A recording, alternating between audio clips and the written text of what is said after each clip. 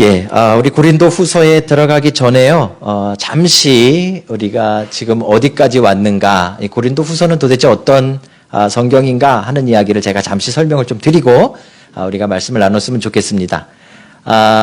바울이 전도 여행이라는 걸 하잖아요. 그죠? 저 예루살렘에서부터 이제 시작해서 출발을 하는데, 1차 전도 여행은요, 이 터키, 여기가 이제 지금 터키입니다. 터키에 한 요 정도 왔다가 다시 돌아가는 게 1차 전도 여행이었고요. 근데 2차 전도 여행은 하나님께서 그 행로를 막 바꾸셔서 여기서 이렇게 출발해가지고 이렇게 쭉 해서 쭉 넘어가서 이 그리스 지역, 여기까지 갔다가 다시 돌아오는 게 2차 전도 여행이었습니다. 그죠? 그때 2차 전도 여행 때 여기에 도착해서 세웠던 교회가 고린도 교회라는 교회인 거죠. 그리고 오늘 이야기는 3차 전도 여행 때입니다. 3차 전도 여행 때는 이제 다시 바울이 출발을 해가지고 이 터키에 그 당시에 로마의 4대 도시 중에 하나였던 이게 어디 갔죠? 예. 에베소라는 곳에서 한참 동안 머뭅니다. 몇 년을 머물면서 거기서 성경을 가르치고 여러분 잘 아시는 두란노라는 이야기가 이제 거기서부터 시작되는 거거든요. 그렇게 한참 가르치고 이 목회를 하고 있었는데 고린도 교회에서 문제가 생겼습니다. 그래서 고린도 교회 사람들이 에베소에 있는 바울한테 사람들을 보내서 우리 교회에 이러이러한 문제가 있는데 좀 조언을 해 주십시오라고 보내게 되어집니다. 문제가 어떤 것이었죠? 서로 싸우는 문제, 분쟁이 있었고요. 은사에 관한 문제, 또 심지어 결혼에 관한 문제도 있었고요. 여러 가지 복잡한 문제들을 가지고 사람들이 고린도에서 에베소에 있는 바울을 찾아와서 질문을 하게 됩니다. 그게 고린도 전서입니다. 그 질문들에 바울이 답을 편지로 적어서 보낸 것이 고린도 전서인 것이죠. 그래서 그 고린도 전서를 고린도에 있는 고린도 교회가 자신들이 가지고 있었던 문제와 질문들을 다 편지로 받았는데 문제가 해결되었을까요? 죄송하게도 문제가 더 심각해져 버렸습니다. 더 싸우고 더 문제가 된 것이죠. 그죠? 그래서 바울이 편지를 보내놓고 문제가 하나도 해결이 안 되어져서 지금 3차 전도 여행 도중에 기록에 없는 고린도 방문을 한번 합니다. 그래서 급하게 바울이 고린도로 아마 요 행로를 갔을 것으로 보여지는데 고린도를 방문하는데 그 방문을 근심의 방문이라고 성경은 기록합니다. 그렇죠? 이거는 전도 여행과 상관없이 에베소에 있다가 고린도를 방문한 것입니다. 그런데 고린도에 바울이 방문해서 얘들아 싸우지 마라 이러이러하다 막 설명하니까 사람들이 아멘 하고 다 바뀌었겠죠? 예, 그럴 리가 있겠습니까? 우리 교회인데 우리가 그죠? 고린도 교회가 더 난리를 친 겁니다. 그래가지고 바울을 사도로도 인정하지 않겠다. 너가 도대체 뭔데 여기 와가지고 이러냐? 그리고 바울과 큰 충돌을 일으킵니다. 바울이 크게 상심하고 다시 에베소로 돌아갑니다. 그리고 고민을 하다가 편지를 하나 더 씁니다. 그 편지를 쓸 때 얼마나 통곡하는 마음으로 썼는지 이 성경에서는 그 편지의 이름을 눈물의 편지라고 부릅니다. 그래서 그 눈물의 편지를 디도라는 사람의 손에 의해서 디도라는 제자의 손에 의해서 다시 고린도로 이제 보내게 되죠. 디도가 가져갑니다. 그리고 나서 바울은 계속해서 답신이 오기를 기다립니다. 디도가 이제 이 문제를 가지고 다시금 눈물의 편지를 가지고 왔는데 혹시 고린도 교회 성도들이 회개하고 돌이키는지 아닌지를 기다립니다. 기다리다가 답신이 안 와가지고 다시 이제 원래 계획대로 에베소에서 드로아, 여러분 잘 아시는 트로이의 목마가 있었던 그 사건이 드로아라는 곳입니다. 거기서 다시 유럽에 입구인 마게도냐 지역으로 넘어가게 되죠. 이 지역까지 왔을 때 그게 이제 3차 전도 여행 계속하고 있는 겁니다. 그때 고린도에 갔던 디도가 이제 소식을 가지고 위로 올라와서 이 마게도냐 지역에서 바울을 만나게 됩니다. 그런데 가져왔던 소식이 좋은 소식이었습니다. 눈물의 편지를 받아든 고린도 교회가 하나님 앞에 대부분이 회개하고 성도들이 교회를 세우기로 하나가 되기로 결심을 했다라는 좋은 소식을 바울이 마게도냐에서 듣게 되는 것입니다. 그래서 기분이 어땠을까요, 바울이? 예? 바울이야 뭐 어떻게 됐든 별로 상관이 없으신 얼굴인데 기분이 엄청 좋지 않았겠습니까? 그죠? 그래서 바울이 너무 기뻐서 감격해서 쓴 편지가 뭐예요? 고린도 후서입니다. 그래서 이 편지를 마게도냐에서 써서 먼저 고린도로 보내고 나중에 본인이 고린도에 방문하게 되어지는 것이죠. 그래서 고린도 후서는요, 결국 그 내용이 너희들 참 잘했다, 이렇게 칭찬하기도 하고요, 또 위로하기도 하는 내용이 많이 들어있는 편지가 고린도 후서입니다. 이제 우리가 오늘 고린도 후서를 들어가는데요, 그 맨 처음 시작은 이렇게 시작합니다. 우리로 말하면 고린도 교회 성도들아, 너희들이 정말 고생했지, 힘들었지, 너희들이 겪은 환난이 정말 아팠지, 이렇게 먼저 이야기해야 될 거 아닙니까? 그죠? 그 부분을 이야기하는 것이 지금 1장에 등장하는데요. 어떤 단어를 쓰는가 하면 환난이라는 단어를 씁니다. 너희가 당한 환난이라는 표현을 씁니다. 그런데 이 환난을 그 헬라어로 보면요, 들립시스라고 말하는데, 이 들립시스가 뭔가 하면 이 아래 위에서 양쪽에서 이렇게 짓누르는 것, 이게 들립시스입니다. 요 가운데 껴 있는 거, 그죠? 요게 환난이라는 뜻의 들립시스라는 것입니다. 뭐 예를 들면 우리 이렇게 뭐 권호건 집사님처럼 이렇게 체구가 자그마하신 분을 저하고 그 김우성 집사님이 막 양쪽에서 막 끌어안아가지고 막 짓누르고 그러는 거, 그걸 들립시스, 환난, 고난이라고 말하는 것이죠. 얼마나 힘들면 그것을 환난이라는 단어를 사용할까요? 그렇죠?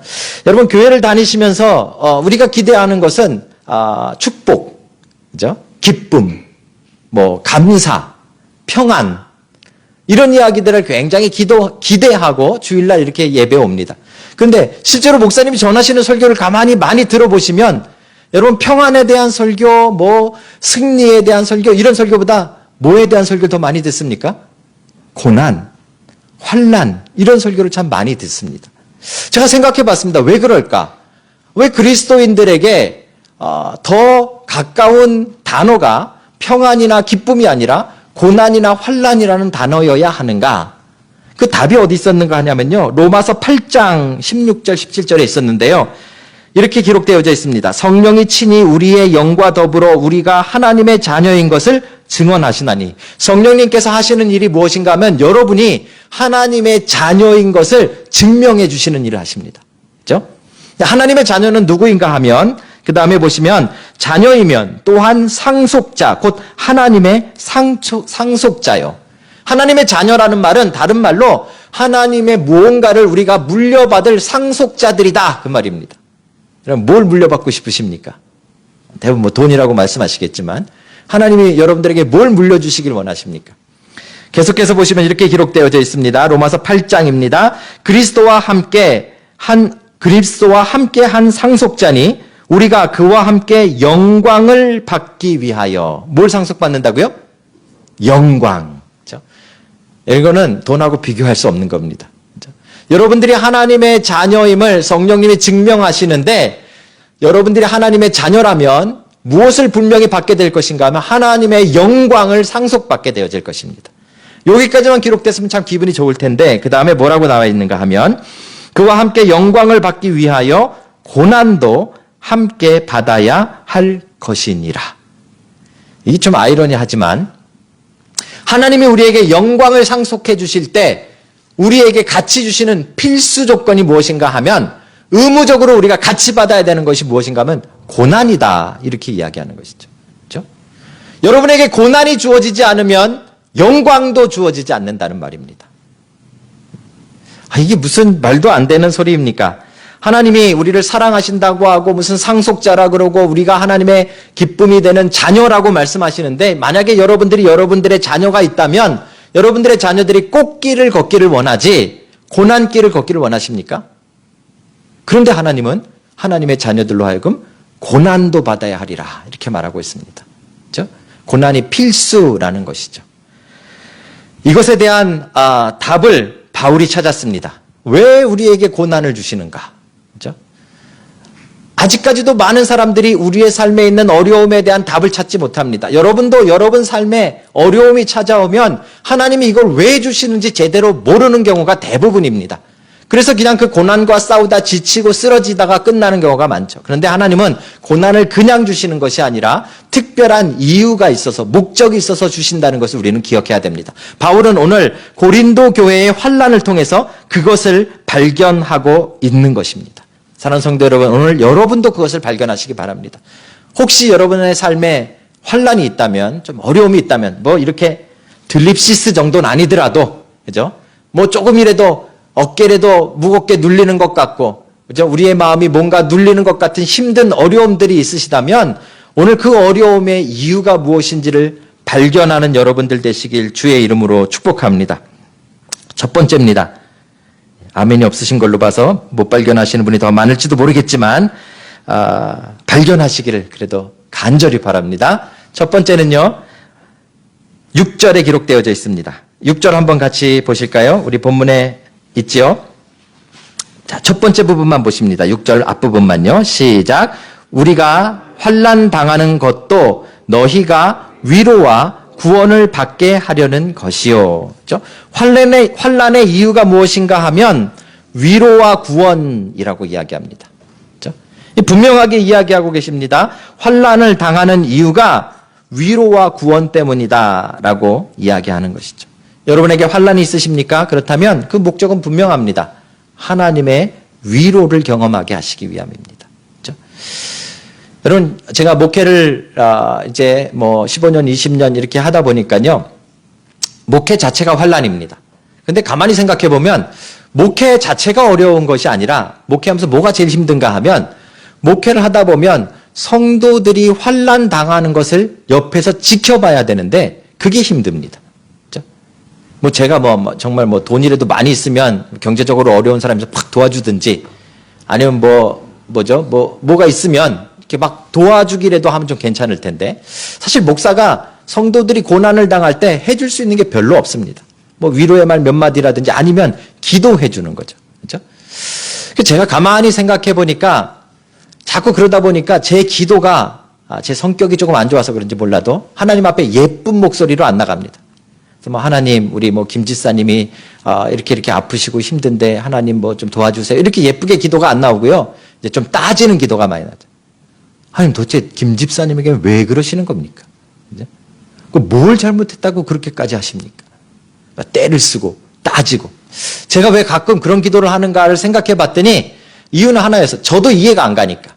그분이 왜 그런 고난을 당해야 되는지, 우리 성도들이 왜 그런 어려움을 당해야 되는지, 왜 그 예상 못한 일들을 그렇게 겪어야만 하는지 저도 사실 이해가 안 가기 때문에 하나님 앞에 그렇게 따지기도 하고 때를 쓰는 것 같습니다. 그런데요, 제가 이번에 말씀을 준비하면서 제가 그렇게 했던 기도들을 쭉 살펴봤는데 놀라운 사실을 하나 발견했습니다. 제가 20년 목회를 해오면서 한 가지 분명한 사실은요, 고난이 와서, 환난이 와서 하나님을 떠난 사람은 한 사람도 못 봤습니다.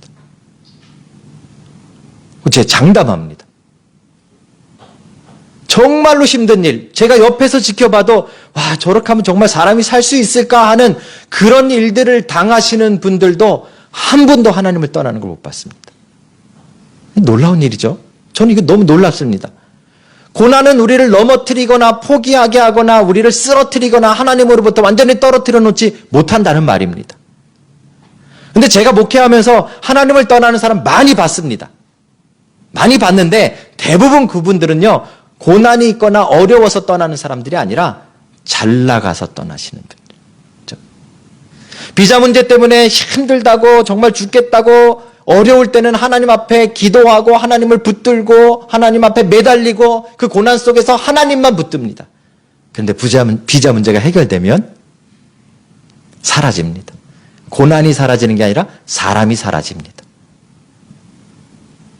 경제적으로 힘들다고 하나님 도와달라고 막 엎드려서 기도하고 금식하고 어려울 때는 하나님을 그렇게 붙들다가도 잘 나가면요, 경제 문제 해결되어지고요, 장사 대박 나시고요, 하나님을 떠납니다. 이상하죠. 이상하죠. 고난은 우리를 하나님으로부터 떨어뜨려 놓지 못하고 오히려 고난은 우리를 하나님 앞에 더 가까이 가게 합니다. 놀랍게도 제가 그렇게 고난 당하시는, 어려움을 당하시는 분들을 이야기하고 상담하면서 가장 많이 들은 말이 뭔지 아십니까? 하나님을 원망하는 말이 아니라, 목사님 내가 이렇게 힘든데 이제서야 하나님이 나를 사랑하시는 줄 알겠습니다. 저 이런 고백을 엄청 많이 들었습니다. 그렇죠? 여러분 어떻게 생각하십니까? 냉정하게 우리는 고난이 싫기 때문에, 환난이 싫기 때문에 일단 나한테서 없어지기만을 바라지만, 실질적으로 여러분의 신앙을 돌아보시고 주변의 신앙생활 하시는 것들을 바라보십시오. 고난이 있는 사람은 하나님을 찾습니다. 고난이 있는 사람은 고난 속에서 하나님의 위로를 만납니다. 고난이 있는 사람은 그 고난 속에서 하나님의 실존하심을 만납니다. 오히려 고난이 없는 사람이 하나님을 떠납니다. 고난이 없으면 우리가 하나님과 멀어진다는 말이죠. 고난은 하나님의 위로를 만나는 특별한 하나님의 은혜입니다. 그래서 환난이 없는 신앙, 고난이 없는 신앙은 죽은 신앙입니다. 하나님은 그 환난을 통해서, 여러분에게 주어진 그 고난을 통해서 여러분을 위로하시는 일을 하시기 때문에 그렇습니다. 사랑하는 성도 여러분, 여러분 삶에 어려움이 있으십니까? 그 어려움으로 제발 끝나지 마십시오. 세상에서 제일 불쌍한 그리스도인이 바로 그것입니다. 고난만 죽도록 당하고 위로를 만나지 못한다면 이건 하나님의 의도를 제대로 알지 못하는 그리스도인입니다. 여러분, 고난은 우리에게 없어질 수 없습니다. 우리의 연약함 때문에 하나님은 고난을 계속 주십니다. 하지만 고난 뒤에 더 크고 더 풍성한 위로가 있는 것을 여러분 만나시길 주의 이름으로 축복합니다. 오늘 본문에 뭐라고 나오는지 아십니까? 15절에 보십시오. 그리스도의 고난이 우리에게 넘친 것 같이 우리가 받는 위로도 그리스도로 말미암아 넘치는도다. 그렇죠? 여러분, 하나님의 위로를 받으시되 넘치는 위로를 받으시길 주의 이름으로 축복합니다. 그렇죠? 그래서 어른들은, 목사님, 나이가 드신 목사님들은 뭐라고 말씀하시는가 하면 고난은 가장된 축복이라고 말합니다. 고난으로 이렇게 오지만 사실 그 모습은 실제로 축복인데 고난의 모습으로 내 삶에 찾아온다라고 말하는 것이죠. 하나님이 여러분에게 고난을 주시거든 여러분 그 속에 숨겨놓으신 더 큰 위로와 하나님의 은혜를 발견하시는 여러분과 제가 되기를 주의 이름으로 축복합니다. 지금 여러분 삶에 고난이 있으십니까? 그렇다면 이제 위로를 만나실 기회임을 오늘 말씀을 통해 분명하게 깨닫는 여러분과 제가 되기를 주의 이름으로 축복합니다. 두 번째고 마지막인데요. 우리에게 환난을 주시는 두 번째 이유가 있습니다. 4절을 한번 보실까요? 우리의 모든 환난 중에서 우리를 위로하사 우리로 하여금 하나님께 받는 위로로서 모든 환난 중에 있는 자들을 능히 위로하게 하시는 이시로다. 이해 가시죠? 그렇죠? 우리에게 고난을 주시는 이유는 그 속에 하나님의 위로를 만나게 하시기 위해서다라고 분명히 아까 얘기했는데, 그리고 거기서 끝나는 것이 아니라 하나님이 우리에게 고난 중에 큰 위로를 주시는 이유는 뭐라고요? 그 받은 위로로 다른 사람들을 위로하게 하시기 위함이다라는 것입니다. 요거를 놓치시면 여러분이 받는 위로가 적은 겁니다. 그죠? 여러분이 큰 위로를 받으면 받을수록 여러분이 베푸는 위로도 더 커지는 것입니다. 그죠? 그래서 정말 어려움을 당하고 환난을 당한 사람만이 다른 환난 당하고 어려움 당한 사람을 위로할 수 있습니다. 왜냐하면 그 하나님의 위로를 고난 속에서 만났었기 때문에 그런 것이죠. 그죠? 제가 목사가 되고 나서 좀 개인적으로 아쉬운 게 하나 있다고 제가 여러 번 아마 말씀드렸을 것입니다. 저희 아버님이 너무 일찍 소천하신 것인데요. 제가 31살 때 돌아가신 것 같아요. 아버님이 63세 돌아가셨으니까요.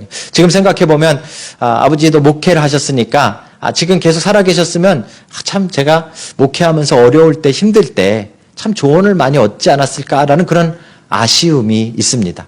그런데도 불구하고 하나님이 제가 목사 안수도 받기 전에 아버님을 먼저 그 하나님 품으로 데려가셨습니다. 그게 좀 늘 마음속에 좀 이렇게 아쉬움으로 남아 있는 것 같습니다. 근데 제가 문득 목회를 하다가 왜 그러셨는가를 좀 발견하게 됐습니다. 제가 지난 목회를 쭉 이렇게 정리해 보면서, 죄송합니다. 제가 뭐 곧 죽을 사람처럼 맨날 뭐 앉아가지고 과거만 정리하는 게 아닌데, 어쨌든지 예전에 목회했던 일들을 쭉 정리해 보면서 제일 기억에 남는 것이 무엇일까 이렇게 생각을 해봤습니다. 여러분 제가 사역하면서 어떤 사역이 제일 기억에 남을 것 같으십니까? 나름대로 선교도 열심히 해보고요, 그죠? 뭐 전도도 열심히 해보고요, 또 뭐 집회나 말씀도 열심히 해봤습니다. 그런데 제 기억에 가장 남는 일들은 선교도 아니더라고요. 그리고 또 말씀 집회 다니면서 막 집회했던 일들도 가장 기억에 남지 않더라고요. 자, 어제 우리 호창형제랑 오주자매, 맞죠? 호창자매가 아니라 호창형제랑 오주자매 어제 결혼식을 했는데요. 제가 결혼식 주례도 참 많이 봤습니다.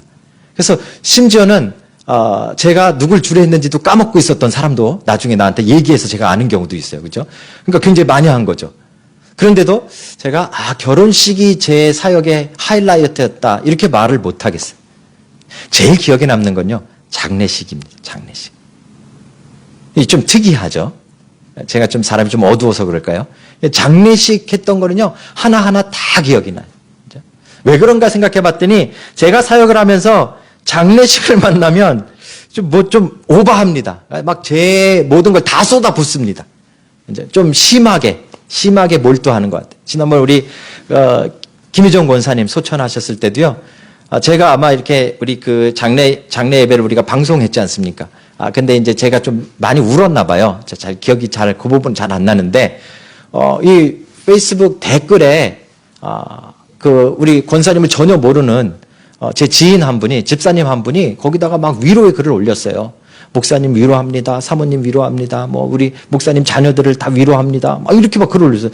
이분이, 왜 우리 권사님 돌아가셨는데 왜 나한테 이렇게 위로한다고 하나 좀 이상해서 제 아내한테 따로 카톡으로 연락을 해보라 그랬더니요. 저희 어머니 돌아가신 줄 알고. 제 어머니가 돌아가신 줄 알고 거기다가 막 이렇게 위로의 글을 올렸더라고요. 뿐만 아니라요. 이게 한 번이면 제가 이게 한 분의 오해였을 것이다 생각을 할 텐데, 제가 아는 어떤 형제 한 분이 제 아내한테 형수님하고 이렇게 카톡이 왔대요. 뭐라고 왔냐면 너무 큰 슬픔을 당하셔서 어려울 텐데 좀 어려우시지만 계좌번호를 보내주시면 조금 조의금을 보내고 싶다고. 그래서 너무 이상해서 제가 제 아내한테 그거 좀 잘 설명을 하라고 했더니 저희 어머니 돌아가실 줄 알고 그렇죠? 저는 그 조의금 안 받았습니다. 예. 안 보내더라고요. 왜 그런 일이 있을까 생각을 해봤더니요. 장례식을 때면 제가 좀 오버하기 때문에. 제 아내 말로는 이런 이야기를 하더라고요. 그러다가 당신이 죽을까봐 걱정돼요. 천천히 좀 하시오. 좀 심하지 않게 하시오. 이런 요청을 좀 하더라고요. 그렇죠? 아마 그만큼 장례식에 제가 막 쏟아붓는. 그래서 제가 생각을 해봤습니다. 처음부터 그랬나? 아니고요. 처음부터 제가 다른 분들의 죽음에 그렇게 관심이 있었던 건 아닌 것 같고요. 저희 아버지가 돌아가시고 나서 제가 그렇게 장례식에 몰두하는 것 같아요. 왜냐하면 제가 아버지의 죽음을 통해 받은 위로가 너무 크기 때문에. 그렇죠? 그래서 우리 사랑하는 성도들의 죽음에 있어서 또 가족들을 그렇게 위로하고 싶은 거예요. 저도 모르게 그렇게 나오는 것이죠. 여러분, 위로는 또 다른 위로를 만들어냅니다. 이게 자연스러운 것입니다. 이게 성경적인 것입니다. 위로는 여러분이 위로를 받으셨으면 또 다른 위로를 만들어내야만 하나님이 원하시는 위로를 넉넉하게 받으신 겁니다. 그렇죠? 나는 충분히 위로를 받았는데 남을 위로할 마음이 안 생겼다면 그건 하나님이 주시는 위로가 아니었다고 생각하셔도 틀림이 없습니다. 왜냐하면 오늘 우리를 위로하시는 목적이 무엇인가를 분명하게 밝히고 있기 때문에 그렇습니다. 우리의 모든 환난 중에서 우리를 위로하사 우리로 하여금 하나님께 받은 위로로서, 위로의 능력으로서, 하나님이 주신 그 위로로서 모든 환난 중에 있는 다른 사람들을 능히 위로하게 하시는 이시로다. 그렇죠? 여러분이 위로를 받으셨다면 감사하십시오. 그런데 거기서 끝나지 마십시오.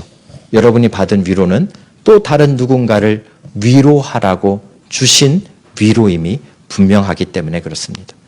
여러분, 우리가 신앙생활 하면서요, 목사님 제가 요즘 신앙생활 제대로 하는지 모르겠습니다. 이런 질문하는 사람들 참 많습니다. 여러분들 혹시 궁금하십니까? 오늘 분명하게 가르쳐 드립니다.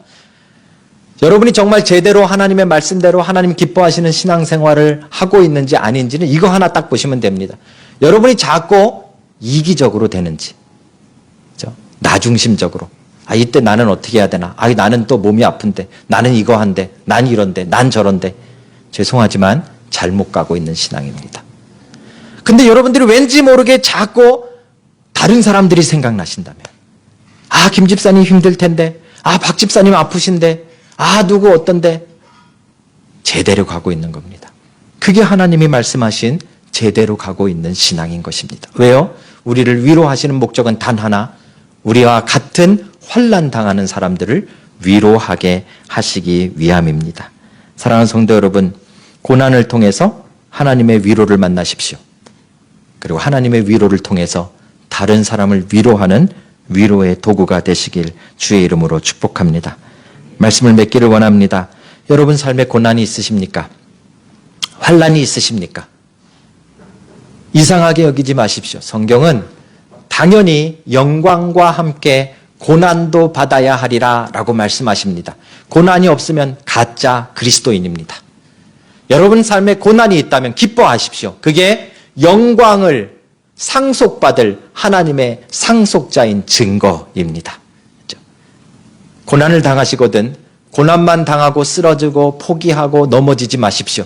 하나님은 고난을 주신 이유가 그 고난 속에서 풍성한 그리스도의 위로를 주시기 위함이다 라고 말씀하셨습니다. 하나님의 위로를 넉넉하게 받는 여러분 되시길 주의 이름으로 축복합니다. 뿐만 아니라 여러분이 받으신 그 위로가 넘치고 넘쳐서 다른 사람들을 위로하는 위로의 도구가 되시길 주의 이름으로 축복합니다. 이것까지 가셔야 됩니다. 그렇죠?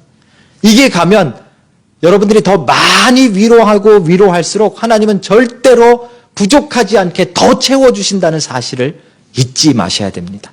이게 하나님의 방법입니다.